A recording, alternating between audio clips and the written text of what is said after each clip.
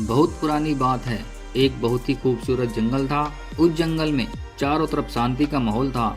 सभी जानवर आपस में मिलकर रहते थे। उस जंगल का राजा एक दयालु डायनासोर था जो बहुत ही ताकतवर था। किसी भी जानवर में इतनी ताकत नहीं थी कि वह डायनासोर का सामना कर सके। एक दिन जंगल में एक भयानक राक्षस आ जाता है और जंगल में आते ही चारों तरफ आतंक मचा देता है। इतने बड़े राक्षस को देखकर जंगल के सभी जानवर डर जाते हैं।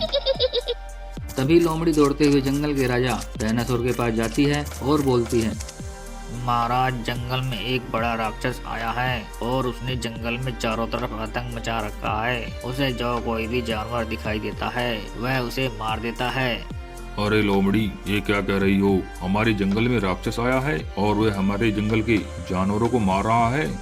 हाँ महाराज, वह राक्षस बहुत ही खतरनाक है। ठीक है, मैं उस राक्षस को नहीं छोड़ूंगा और उसे मार दूंगा।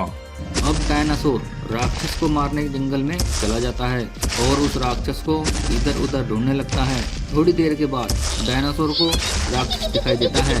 डायनासोर राक्षस के पास जाता है और बोलता है, अरे राक्षस, तूने ही मेरे जंगल में आतंक मचा रखा है और निर्दोष जानवरों को मार रहा है। हाँ, मैं ही तुम्हारे जंगल के जानवरों को मार रहा हूँ और अब तुम्हें मारकर इस जंगल पे राज करूंगा। हु हा हा हा हा। और ये दुष्ट राक्षस, ये तेरा सपना कभी पूरा नहीं होगा। मैं तुझे मार दूंगा और तेरे आतंक से जंगल के सभी जानवरों को मुक्ति दिलाऊंगा। अब डायनासोर और राक्षस में लड़ाई होने लगती है। दोनों ही बड़े ताकतवर थे। कोई भी हार मानने को तैयार नहीं था। लंबी लड़ाई के बाद डायनासोर दुष्ट राक्षस को मार देता है। राक्षस के मरते ही जंगल के सभी जानवर राहत की सांस लेते हैं। तो देखा दोस्तों, किस तरह जंगल के राजा डायनासोर ने राक्षस को मारकर अपने जंगल के जानवरों की रक्षा करी।